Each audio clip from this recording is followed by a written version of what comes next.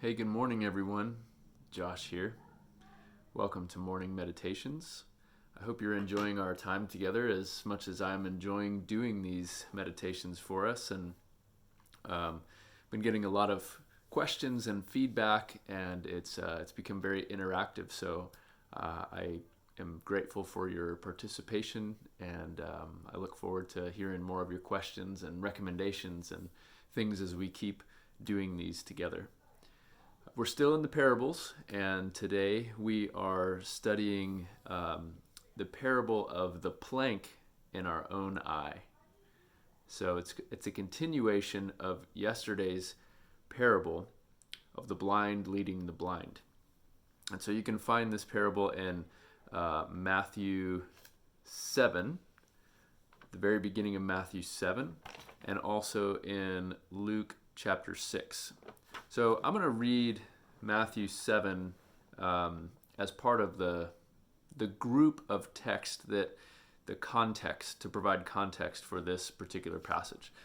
So Matthew 7 begins like this: Don't judge, so that you won't be judged. You'll receive the same judgment you give.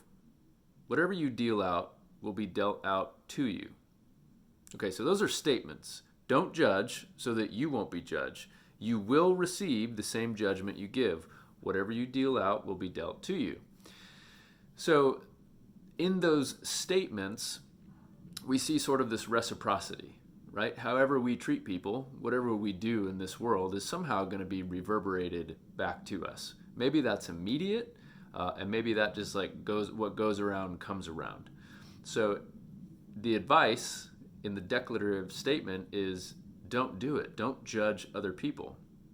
Now he goes on to say, he asks a question: why do you see the splinter that's in your brother's or your sister's eye, but don't notice the log in your own eye?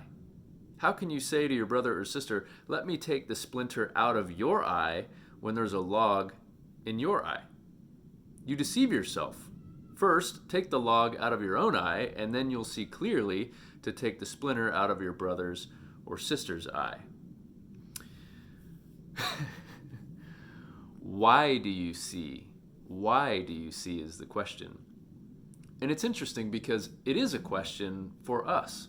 Why is it that it is easier for us to see faults in other people than it is sometimes to see our own faults?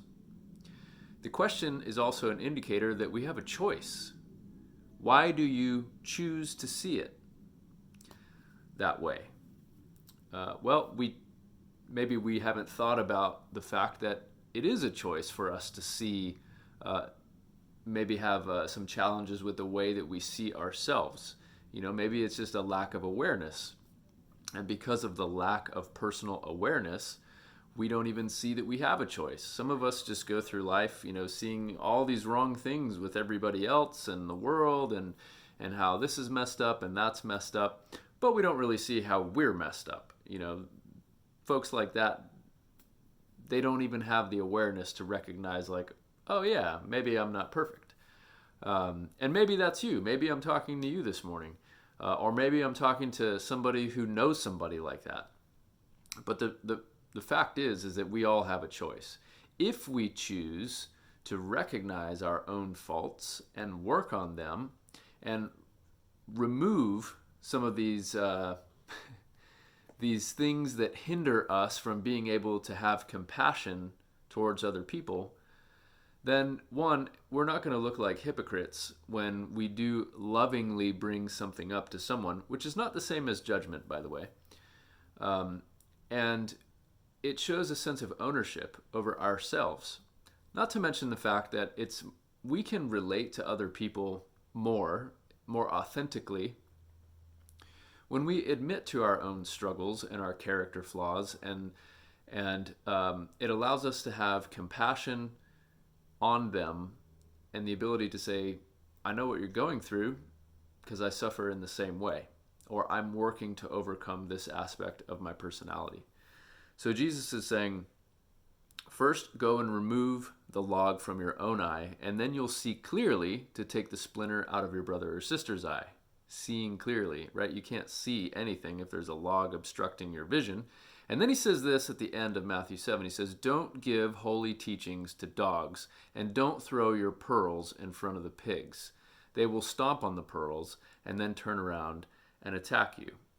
So it's sort of the notion that, like, there are certain people who are receptive to hearing an encouraging word, hearing a holy teaching, hearing an explanation of something that is going to enlighten their mind. And there are other people who are not.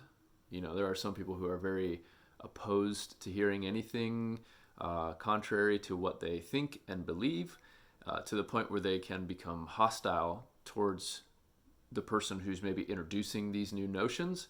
And that's sort of what we see here with throwing your pearls to the swine. Don't throw anything of value to the dogs. Don't throw your pearls to the swine. They're just going to trample them underfoot and then attack you. And so there's a word of caution there for us in the way that we deal with judgment. First of all, we look at ourselves. We look to see our own faults, and that humbles us. And in our humility, we're able to approach other people, and they'll be able to sense our humility as well, opposed to just being judgmental and kind of jerks about things. So it's humbling. It allows us to see our faults and work on our faults. And it also allows us to be a little cautious in the way that we deal with people. People, friends, loved ones, coworkers, whoever it is, to recognize, is this person in a place where they're receptive to hearing what I would like to tell them? Why do I feel the need to tell them anything at all is a good question. Or are they not going to be receptive to it and it's going to turn into something that is ugly? In which case, the wise thing may be to just let it go until a more opportune time presents itself. So, all good things in this passage. There's even more to it, which we're going to cover tomorrow. But just kind of reflect on this whole notion of seeing, right? Being able to see not only ourselves, but others in a way that is loving and compassionate. And we will begin to see the world as a loving and compassionate place. I love you. I'll see you tomorrow.